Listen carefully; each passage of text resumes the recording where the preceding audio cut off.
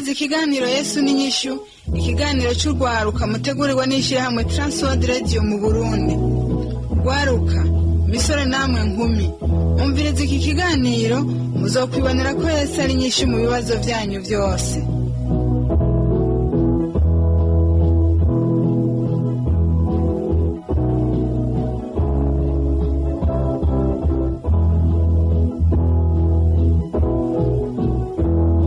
Ndakora mukije mugenzi mukoze nk'ikiganiro Yesu n'inyishu, ikiganiro cy'urwaruka utegurwa n'ishyirahamwe Transworld Radio y'u Burundi. Uri kumwe na Dosibana Kiza ndigutunganiriza.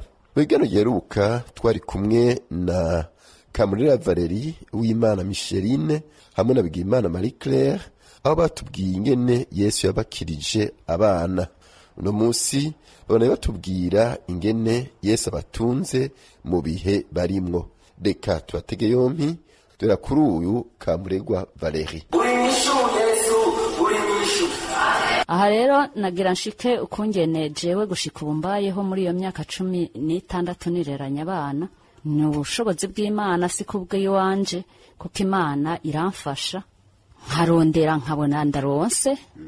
Hari ubwo ndima nkagenda ngakotesha nk'ahantu nkarugura iwacu nkababwira ati jewe kuko barazi ubuzima mbayemwo, igihe cyo kurima nkaduga nkarimisha ino nkakotesha uturima uduparasera, nkarima uduharage, nkarima irengarenga kugira ngo twaturengarenga nkadushora nkatugurisha, nkaronka agaceri narimbuze ntarimye nkakagura nagurishije utwo turengarenga. Ko hari umupapa umwe yabonye ikibazo mfise aca mbera nk'umuvyeyi n'ukuri, niwe yabimfashamwo akankoteshereza ahantu, kuko naramuca ko yarazi ibintu vy'indimo nkamutuma nkabona arabimfashije akankoteshereza ahantu nkarema uduharage uturengarenga nkabaho huko ngoma muri ubwo buzima gushika n'ubu nireranya abana. Nukuri Imana yarabinkoreye, ndafise aho mba, yarampaye agaparasera akarobo ndereramwo abana. Nukuri kandi atamugabo mfise, ivyo byose ni Yesu yabinkoreye. Nigo ni kubuntu bw'Imana nukuri. Ubu ndambara ntagira gahuzu nambara, ubu ndarya utwo mbonye nyene utwo nshoboye tw'Imana yampezagije, utwo turengarenga uduharage utwumbati utugori. Mbere ivyo ndiye byose numva kubishima Imana, kuko n'Imana iba yabimpaye. Mbega nyene umwana akuze amwe mu muryango abandi bose bagapfa, nta tongo vuti ndafise itongo nyene ry'umuryango norima. Nivyo vy'ivyo nyene ndarifise, nivyo nariko ndavuga yuko nduga ruguru hariho agatongo bampaye ariko ndimamwo nkagenda nkatanga bakarima. Oya n'agatongo gatoya ni gatoya kuko kari gato. Ego ubu nta matongo agihari umuntu yogira ngo abone yuko ari manini gose, ariko ko kari kose ivyo ari vyo byose ikintu cyose no kugishima Imana. Wonye ikivuyemwo cyose ushimira Imana. Nkatanga rero abantu bakarima, barima utwo bakuyeyo tukagabura kandi tukantunga bivanye n'utundi tuntu niyo ngunganye no. Yego ndabifashijwemo n'Imana. Ikindi naco nyene nshimira Imana nukuri, numva gushimira Imana ukungene gushika ubu abana banje Imana yaranzigamye, nubwo ndabareze uko yarabarinze ingwara ibigwara bitandukanye, barinze bakuruko atanumwe agiye mu bitaro. Ivyo byose n'ubuntu bw'Imana, numva shimira Imana kuko niyo yabiravye ati uyu mufafara wanje n'ukuri turavye ibikorwa n'ingene yitanga n'ingene nkorera, tereka ndamukinge kwa Marika araja mu bitaro, nta mwana yigeze aja mu bitaro. Ikindi shimira Imana, uwo mwana w'umukobwa yarahejeje amashuri, cyo ndagishimira Imana. Ikindi shimira Imana, utwo duhungu tubiri natwo nyene Imana yaraduhaye ubwenge, turiko turiga, nta numwe w'ikijuja arimo, nta kidebire kirimo. Ivyo byose numva yuko ari ubuntu bw'Imana Imana yankoreye, kuko ndabona ivy'Imana iriko irankorera gushika ubu ata muntu n'umwe ariko aramfasha, nkabona abana bararya barambara bariga, ata muntu n'umwe afashe ikintu na kimwe. Numva kubishimira Imana, ni Imana yonyene iriko irabikora. N'ubushobozi bw'Imana. Ico gituma mvuga nti Imana iranyambika, Imana ingaburira abana, Imana irampa ivyo ndya n'ivyo nambara, iranyigishiriza abana bariko baratera imbere, nta kidebire yampaye, abandi bari bimuga, abandi abo duhura mw'ibarabara, byo byose nca numva gushimira Imana ko Imana je yampaye abana bakomeye atakimuga kirimwo kandi atanumwana numwe aranavamwo ngo apfe bose Imana yeko yabampaye bose bakiriho bose ari naco gituma numva umenga Imana yarangiriye neza no kuri ego gushika Imana yarangiriye neza hama igaca impa kwihangana gushika ubu kandi ibigeragezo ntivyabuze abandesha ntibabuze yaba mu mashengero yaba hanze kuko abagenzi biwe nyene nibo baciye batangura kuza kundesha ariko ni Imana yashoboje Imana nico gituma nshimira Imana ntimana kuko nabwiye Imana ntimana jewe nshoboza ntihagire undi mugabo azoza kungora kuko ujya twarenze tubonana ubwa mbere yarampevye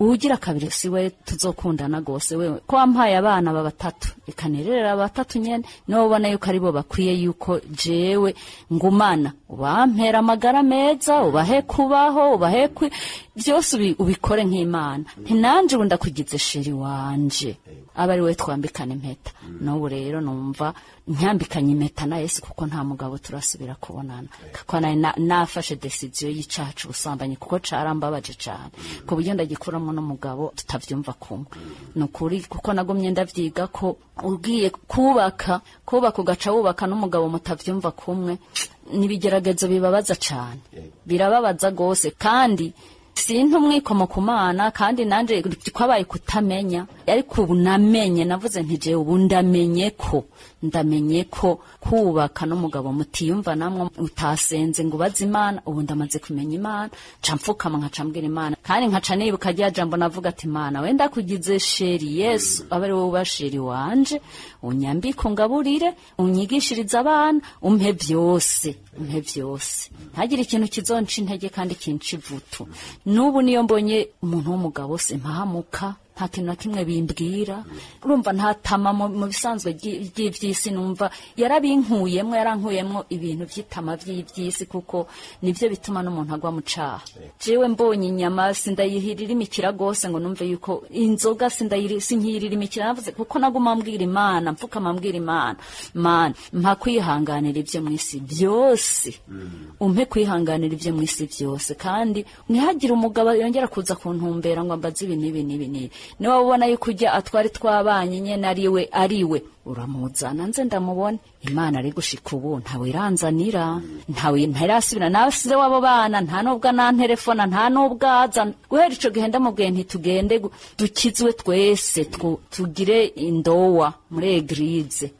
ntarasubira kugaruka nta nubwo nantelefona nta nubwo mvugisha mvuga ati rero Mana wewe urazi ko ari wewe nagize sheri Yesu niwe nagize sheri tugumane ko mpaka gushika gupfa ego kandi arabikora akagumya nawe isezerano avuga ngo nawe tutwabizigirwa wewe ahora ari umwizigirwa kuko adashobora guhindagurika none rero n'uyu Yesu amara inyota y'inzoga n'ubu Yesu amara inyota y'ubusambanyi n'ubu Yesu amara inyota y'ivyisi murakumva ko byose ari bisanzwe n'ubu Yesu yakijije umwana wa Valeriya iramukiza ata operasiyo yaye kubw'imbabazi zayo ikamutabara ikamukiza n'ubu Yesu yakijije umwana wa Micheline kagira igihimba cirondoka ntobori tariho hanyuma Imana ikamugira operation ivyo abaganga bari gukora Imana ikabikora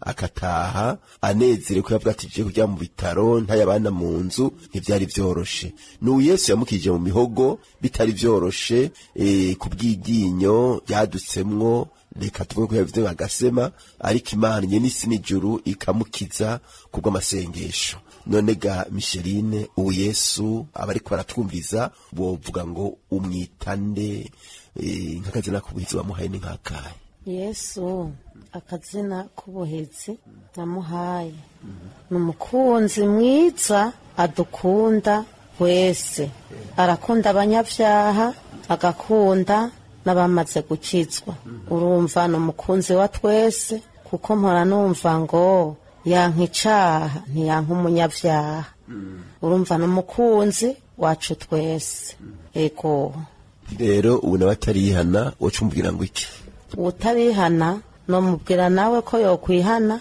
hanyuma akamwizera amaze kumwizera azomugirira neza ibibazo vyose azogenda zaracamwo azomubera inyishu azomubera igisubizo, kuko ntazigera amuheba, ntazigera yirengagiza ibibazo byose azoba arimwo, ariko azomubera inyishu n'igisubizo. Ego niko nobwira abantu, hariho nk'abagwayi bageze kure baremvye, babona ko umenga ingwara zabo zarananiranye, menga boba barirukanywe no kwa muganga, bishika bakaba barirukanywe no kwa muganga, bishika bakabona menga ntibazigera bakira, ahubwo muri bo bacitse intege, bafise ukwizera guke, bibaza ahubwo ko bazohava bapfa bahitanywe n'izo ngwara zabo. Jewe ico nobabwira, nobahanura, nibamwizere, bayizere iyo Mana yacu. Ni Imana itaduhemukira, ni Imana idukunda, ni Imana ikora n'ivyo tutarinze kuyisaba. Yiba yadukora ivyo tuyisavye, yodukorera bike, ariko Imana iraraba ibibereye vyose ikabiduha. None rero nabo abariko baratwumviriza, bagwariye mu vyumba vy'amasengesho, abagwariye mu bitaro, nukuri ndabaremesheje ndababwira ngo nibamwizere, hanyuma nawe azobabera inyishu. Micheline ati wizere Kristo Yesu, nawe uri mu bikomeye, uri mu ntambara, uri mu ngwara, Yesu araseruka, kandi ibyo dukorera birenze kure niyo ivyo tumusaba. Sinzi mbega Marie Claire uho ubayeho gute inyuma yuko watandukanye n'umugabo wawe? Kuntu mbayeho ndashima umwami wanje Yesu, kuko igihe mvuye kuri uwo mugabo wa mbere w'umusiramu yagomba kunca isosi kubera ntabane dini ryiwe, narabayeho ndabaho muri iyo myaka yose, nabayeho mu buzima bwa Yesu. Yesu yarushe kubana nanje, ariko mu nyuma yaho kubera nari ngiri muto byarangoye ndagenda kundi mugabo. Maze kugenda ku mugabo nyene barakubwira ngo watanguye nabi, ngo burinda bwira. Rero niho nacangenda kundi mugabo atarakijicwe. Maze kubana nawe Cheka ubwo ico gihe sirabwa batizwe, maze kugenda mu shengero rwa Mpwemu Yera muri Westeya. Niho rero namara kuba muri urwo rushengero, maze kwa muri urwo rushengero ndabana yandasenga, numva kabisa Yesu kari muri jewe kabisa. Rero bica birarushiriza igihe nari mve kuri uwo mugabo w'umusiramu, ndabaho gutyo nyene. Maze kubaho gutyo cafatana n'uyo mugabo. Rero maze kubana n'uyo mugabo wa kabiri, ndamubembereza kubera nawe ntiyarakijijwe, na namwe yasengera, ndamwereka inzira y'umusaraba kabisa. nawe yakora iki? Narasiga amavuta nkamwereka byose kari byiza, kugira ndamurobe nanje ndamuhereka gakiza ibitangaza Yesu akora. Niho rero jewe munjandiga batisimu, mugabo yarambwira ati sinzo kubona ugiye kubatizwa. Ndamubwira ati nukuri sheri wanje Yesu nzobatizwa, ariko nari gibatisimu mu kinyegero, ni gibatisimu mu kinyegero. Maze kwigibatisimu mu kinyegero, hamba rero ico gihe maze kwigibatisimu mu kinyegero baratubajije ibibazo ndabitora. Maze kubitora baca baduha programa ukuntu tuzobatizwa. Hamba rero muri yegereje kubatizwa baca badutegeka rero timwe abagore mufise abagabo, abo ukijijwe abo udakijijwe, umubembereza ubwo ari bwo bwose azogene kuguha mawuwa. Ndabikora gutyo ndamubembereza, namubwira hajya tugiye kuryama, namubwira ati buriya sheri wanje jewe nari zibatisimu mu kinyegero, urengoma kukwatura je nari zibatisimu mu kinyegero.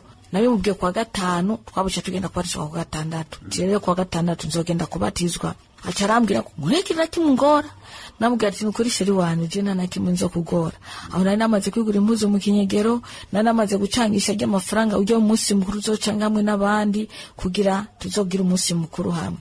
Namubwira ati nukuri sheri wanje ikintu nagusabye ni ikintu kimwe, uzogende kumpa amashurwe gusa werekane kuri umugabo wanje ati nta kintu nukuri nzogusaba. Aramanza arangumukana ati nukuri sheri wanje ndafukama imbere yawe ndakwinginze, kuko namana kubereye ishugwe, wewe uri umwami wanje nanje ndumufasha wawe, ndakwinginze uzogenda umishugwe nanje mbonekane kabisa ko mvise umugabo mu nzu. Acarambwira ngo none nta kintu bazonsaba. Ndamubwira ati nukuri nta kintu bazogusaba, jewe ndagusavye gusa uzogenda kumbishugwe. Hageze kwa gatandatu twaca turara kwishengero kugira turare turaturanira twese hamwe ivyo tuba twaraciyemo, ibintu vy'ivyo twaraciyemo byo twagiriyemo twese. Canamubwira ati rero buriya sheri wanje jewe nza kurara kwishengero, tiworosha uza mu gatondo uza kumbishugwe. Aransubira ngo nta kintu na kimwe azonsaba, tuya nta kintu na kimwe azogusaba. Ndagenda rero kurara kwishengero, acaramaze ati none tuzotonda sangapi? ati 12:00 uramaze gushika hajya ku ishengero, imidugiro bayamaze gushika.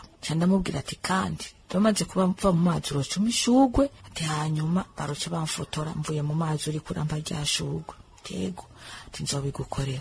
Niho rero muke mu gatondo kwa gatandatu shakagenda kubatizwa ku Tanganyika. Tugiye kubatizwa ku Tanganyika, nukuri Yesu yamanye hamwe, Yesu aramukoreramwo, araze yasizeri, turagenda mu muduga dushe ku Tanganyika, turabatizwa, turavayo. Dushitse turakora wa munsi mukuru. Hanyuma rero ikintu Yesu novuga ati Yesu yarankoreye kabisa kuri umugabo agira kabiri. Twabatijwe kwa gatandatu kwa Mungu buca ari kuwa mbere. Na numva arambariye ati buriya mama Grace tisa. Titi numva nanje mbuza amahoro. Tinumva mbuza amahoro. Tinone wo ntwara kwa pasiteri wawe. Tinukuri tivyo mpaye ndakora byose ndagutwara. Avuye ku kazi arashika. Ngira ngo ndamufungura ati byo mfungurira byose umanza kuntwara kwa pasiteri. Unyereke pasiteri wawe. Tinanje numva ngomba kwihana mve mu byo nagiriyemo kugira nanje ndamwakire Yesu nk'umukiza mu bugingo bwanje. Tinukuri ndagutwara ndamushimbana ku ishengero, namwereka umurongozi wanje, meze ku umurongozi wanje muri iyo shengero ryamwe muyera kuboza mutima SDA, ndamushikanye ndamubwira ati murongozi tuni wo mutware wanje, tinumwe yampishugwe wa munsi tubatizwa, ti rero nawe yumva ko yomwakira Yesu mu bugingo bwiwe nawe abatizwe. Umurongozi atarambwira ati nukuri mama Yesu yakugiriye neza. Ati nandiye umugabo wawe Imana yamunyereke mu ijoro yambaye ishati gitambara, yambaye ishati ya bakosi, kwa ari gitengene nashoneshereje nawe njana mushonesherezamwe ishati ya bakosi. Ti Imana yanyereke muri kumwe, ti rero sinanda bizika ari umugabo wawe. Ti rero nukorera Imana bikwerekera umugabo wanjye. Ti rero nawe ndamuzanye kugira akizwe.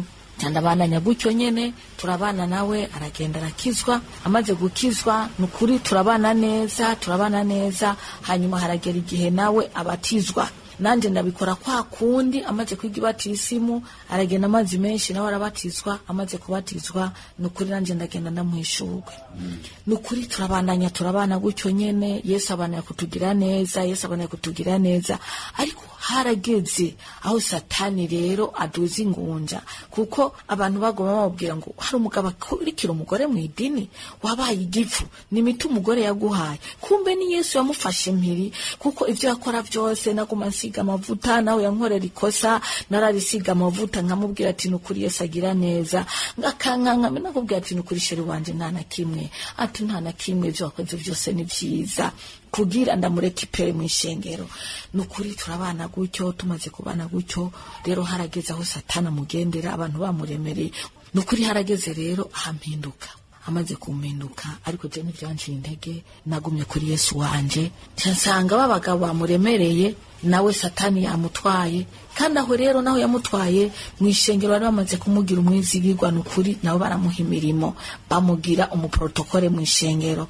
Harageze rero aho Satana mukubita hasi, nagiye gushiduka yamaze gutera inda uwundi mugore. Harageze rero aho Satana mwibizamu.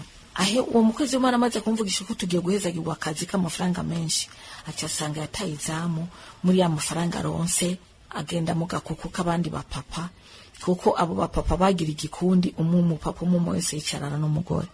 Nawe aribagira ko ari umukozi w'Imana, Imana yatoranije yamuhaye imirimo yayo, acasanga nawe yagiye hambavu y'uwo mugore, kumbe yari umugore w'umusambanyi, umugore gw'abana 7.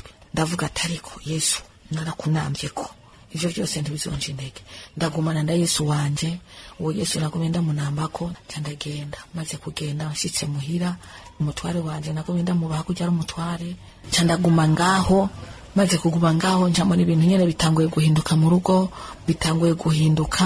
aratangura kuzarampe ko yahora mirasiyo, aratangura guhinduka mwirasiyo, atangura kuzarangyagumba. Ariko jewe nguma kuri Yesu wanje, nguma ndamunambye ko birateba biranga. Wa mugabo aratangura kumbwira ngo jewe ngujya mugore ngo naho namugiye ko ngo sinzoguheba ngo uzogumura umugore wanje, ariko byarateje arampeba. Agenda kugumana wa mugore wiwe wa kabiri, jewe arampeba.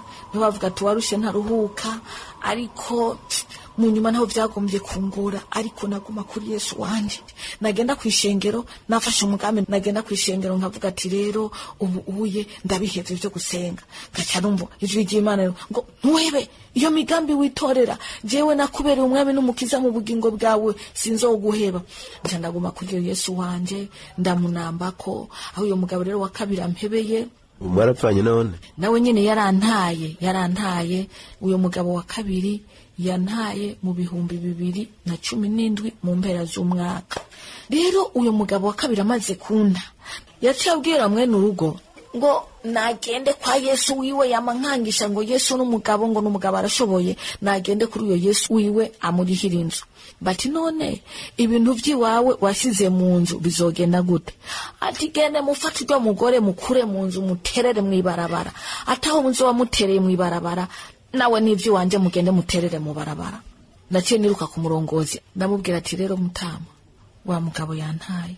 Umurongozi ntavyo yabwemeye, kwiriye ari umugabo aciye bugufi, ivyo bintu nta nivyo wo muhaye. Yaciye ambwira ati mama Grace, reka dusenge Imana, genda muhira ngiye gusenga, duhamagara umwami Yesu, duhamagare Yesu azogufasha. Nukuri narabonye Yesu akora, narabonye Yesu n'inyishu. Bamama muri ko muranyumvira, mumwegukire Yesu aho muri hose. Umama yo baraciye muri bibazo naciyemwo. Nukuri waramenye ibanga rya Yesu nacuba, waramenye ibanga rya Yesu. Nagomba kubashingira intahe bamama muri ko muranyumvira, Yesu n'inyishu. Ubu uye ndumumama nicaye mu rugo mu nzu yo gupanga, simenye ingene irihwa, mbona Yesu wanza yiriha, mbona Yesu wanza nshira stoke mu nzu. Kare narava mu masengesho, mve masengesho ngaburi cyo mfungura, ariko maze gufata Yesu kabisa, ndamufata kwikanzu. Mama muri ko munyumvira, mama araciye mu bibazo, niwe mufata Yesu kabinyego ya Yesu. Nukuri ntacyo Yesu azokwima, ntacyo Yesu uzomuburana. Ubu sigaye nambara bose bagatangara. Ubu igitenge c'ibihumbi 105 mbona Yesu akinzanira, ubu ikanzu igezweho mbona Yesu ayinzanira, ubu inzu mbona Yesu ayindihira. Simenya ngo inzu irihwa gute, numva ati Yesu yamaze kukurihira inzu. Nukuri ndiko ndashingira intahe abamama boba baraciye muri ubuzima no baranaciyemwo, mufate Yesu. Yesu ntacyo uzomuburana.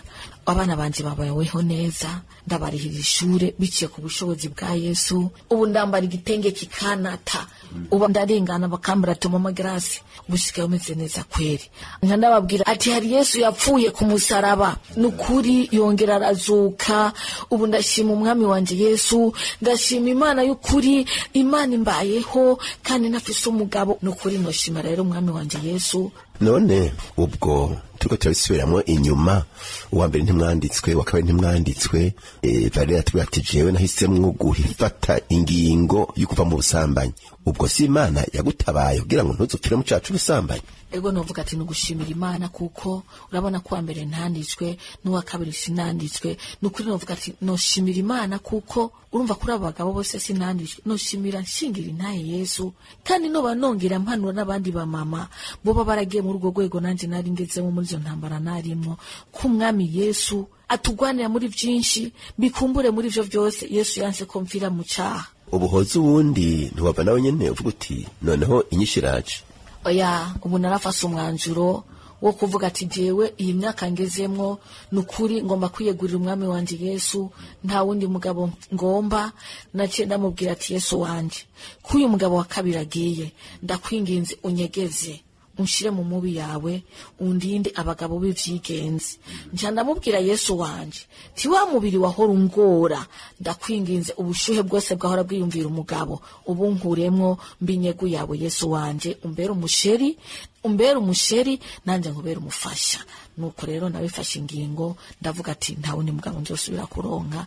Rero maze gufata umwanzuro nkamubwira ati Yesu undinde abagabo b'ivyigenze, unyegeze.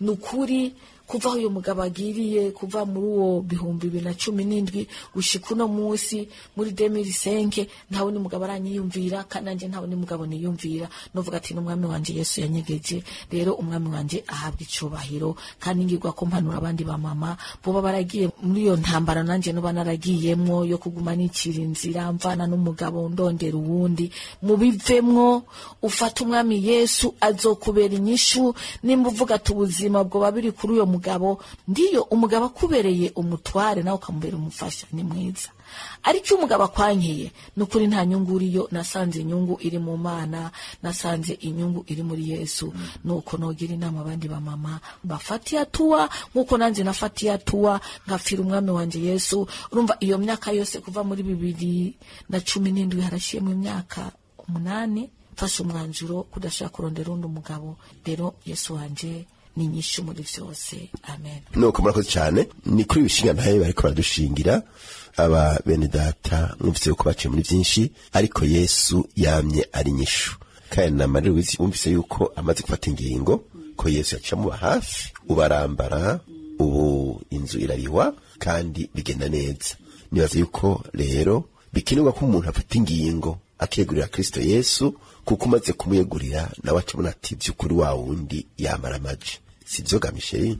Yego cyane ukuntu kuri umaze kumwizera ukaba wamaze kwitandukanya cyane igisa naco ukamwizera vy'ukuri nukuri ntacu usubira kumukenana nukuri araguha ivyo bawipfuza vyose kuko uravuga ati Mana narakwiyeguriye iki kintu kandi urabona ko ndagikeneye Mana ndakwinginze ukimpe ntararinda gukorwa n'isoni abadayimoni bontwenga kandi Imana nayo iki kigukorera byihuse nukuri nta kintu na kimwe Imana ushobora kuyisaba ngo ikikwime nabivuze yuko nivyo tutayisaba dusanga yamaze kubiduha Imana yacu ni nziza ibihe byose ego ni nziza ibihe byose niko Micheline arangije avuga mumva yuko ubu Yesu n'umwami birashoboka yuko nawe ufashe ingingo yuko mwakiranwa mu bwigo bwawe kugira ngo akubere umwami n'umukiza ibi bitangaza ababonye indwara zakize ngene ababa hafi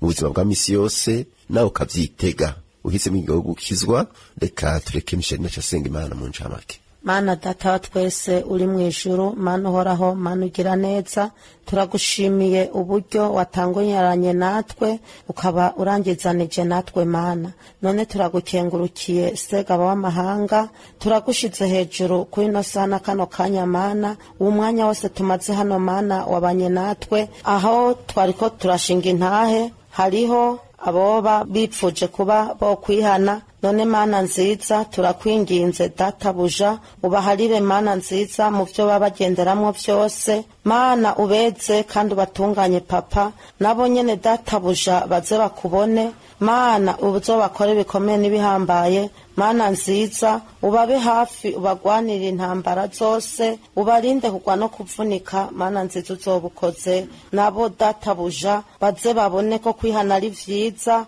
baze babone ikiganza cawe Mana uzobiyereke muri vyose turagushimiye ko turagukengurukiye muri rya zina rya data n'ry'umwana ry'ampwemu yaratsenze twizeye amen.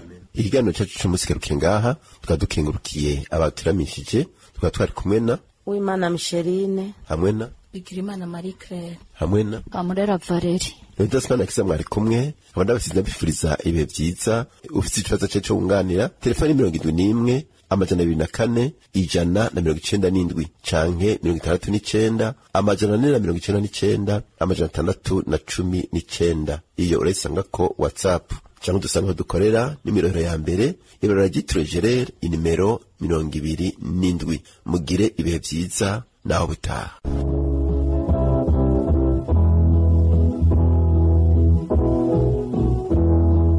Ico cyari kiganiro cy'urwaruka Yesu n'inyishu mushikirizwa n'ishirahamwe Transworld Radio mu Burundi. Niba nawe ugomba gushinga intaye ko Yesu yakubereye inyishu cyangwa ugomba kutunganira twandikira uti Yesu n'inyishu agasanduku ka posti 1140 Bujumbura cyangwa dutera kamo kuri 24 26 57.